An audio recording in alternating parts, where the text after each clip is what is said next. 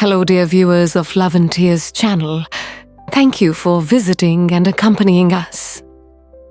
Today, I would like to tell you an emotional story. A story about a woman's desire, mistakes, and awakening. If you find this story touching your heart, don't forget to subscribe to receive more special stories. 10 years. 10 long years passed without a touch, without a warm look. 10 years of quiet dinners, cold beds, and a marriage that withered like roses, forgotten in an old vase. Then he appeared, Liam. He was not supposed to be important. He was just my son's best friend, the tall, skinny boy who used to call me Mrs. Harris, smiling brightly, while rummaging through the refrigerator and playing games in the living room. But then between high school and college, Liam became a different person. He was taller, stronger, confident in a quiet, heart-stopping way. Broad shoulders, sharp jawline gone, was the boy replaced by a real man.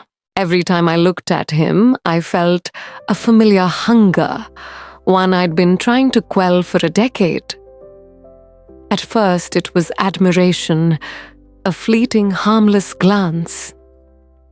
Then the gaze lingered longer, the conversations lingered a little longer.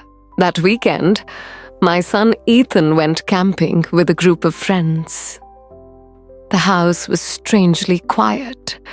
I enjoyed the silence until a knock broke it. I just finished showering a thin silk robe clinging to my damp skin, my hair still dripping. I opened the door. It was Liam. He was standing there, topless, sweat beading on his chest. "Sorry, Claire," he said, using my name for the first time instead of Mrs. Harris. "The air conditioner in the living room is broken. Can I borrow a fan?" I should have closed the door, tightened my robe. But I didn't. "Come in," I whispered, watching his eyes flicker to the slit of my robe, where the curve of my thighs had just parted. He stepped in slowly, tensely. The air between us thickened.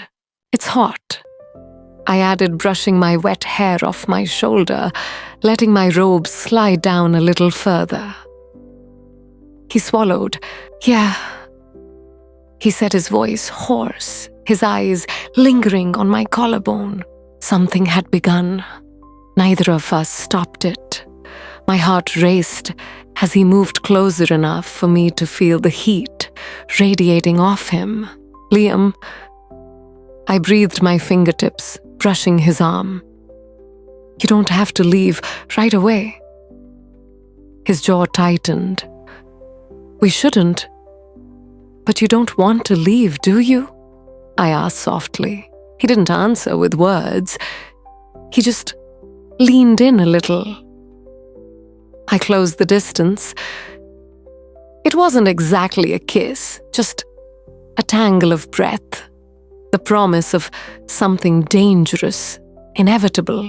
"I've thought about this." His voice was low, as if he were trying to contain it.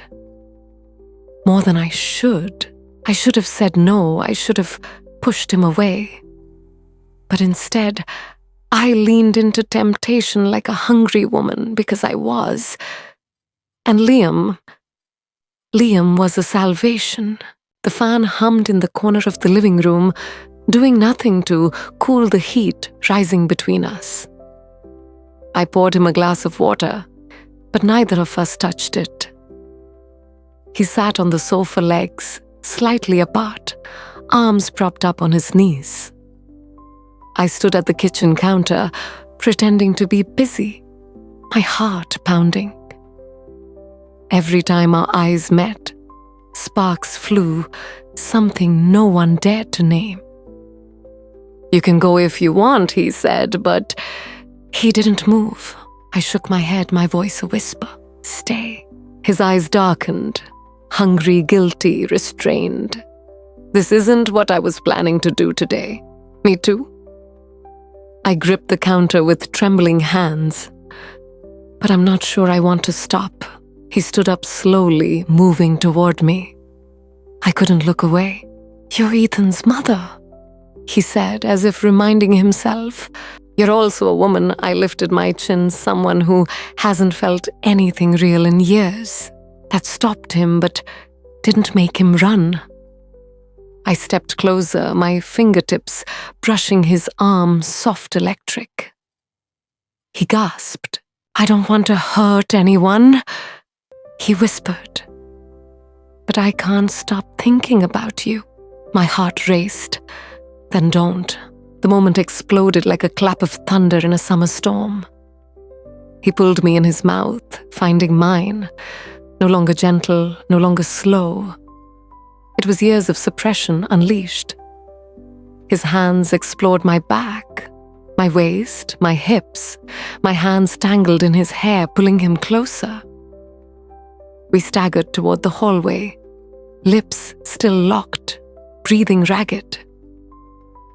But when I reached the bedroom door, I hesitated. Wait. He stopped, panting, his hands still on my hips. Have I gone too far? I shook my head, resting my forehead on his chest. No, it's just, I need to make sure this isn't something we'll regret. He lifted my face, his thumb gently stroking my cheek. I've never wanted anything more than this. I looked into his eyes, clear, honest, and I believed him. But I whispered, one step at a time. He nodded, his lips brushing my forehead. I'm not going anywhere. We didn't go any further that night. Instead, we sat together on the couch, legs entwined, hearts pounding, silence, saying more than words. I hadn't felt so wanted in years. It scared me. But it also brought me back to life. 3 months passed in secret. Liam came when Ethan wasn't home. Sometimes to fix the faucet, sometimes to return something my son forgot. Sometimes just to look at me. Each visit was a walk on the line between taboo and passion. A stolen glance, a light touch, a lingering greeting. We hadn't reached the end, but we were so close and we both knew it. One afternoon, the sky was orange with sunset. I stood in the bedroom, looking at myself in the mirror. My silk robe slid down my shoulders with each breath. I hadn't planned to see Liam tonight, but there was a knock on the back door, our door. And I knew it was him. He walked in wet from the rain, his hair windswept, our eyes locked. Claire. He breathed as if he'd kept my name on his lips all day. My heart was pounding so hard, it overwhelmed my consciousness. I nodded slightly toward the hallway. Come in. The moment he stepped into the room, the world outside disappeared. He closed the door, turning slowly toward me. I tried to avoid. I know, my voice choked. Me too. He covered the distance in 2 long strides. His hands were on my waist, his forehead pressed against mine. I felt the tension tremble in him. I can't stop wanting you, he whispered. Then don't. There was no hesitation this time. Our lips met softer, but no less hungry. My robe slid from my shoulders, falling to the floor like petals. His hands were gentle, tracing every line of my body with a painful reverence. We melted together, no longer recklessly, but deeper, hungry, but also healing. The world melted away. The past vanished, and for one night, we let go of guilt, allowed ourselves to feel it all. But then morning came, and with it, reality returned. I woke to the morning light and silence. Liam left, leaving a note I can't let Ethan see. I'll call you, I promise. But it wasn't Ethan who walked through the door that morning. It was Ethan's father, my ex-husband. He looked older, tired, the lines around his eyes deeper. He held a letter. Daniel knows about you and Liam. The ground tilted beneath me. But he set the letter down on the table. He filed for custody.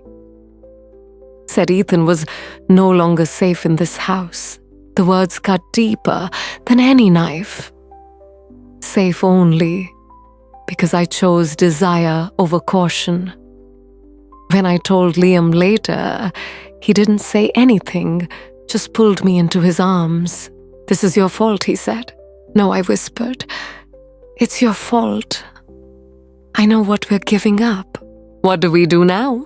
I looked at the man who rekindled what I thought was lost forever.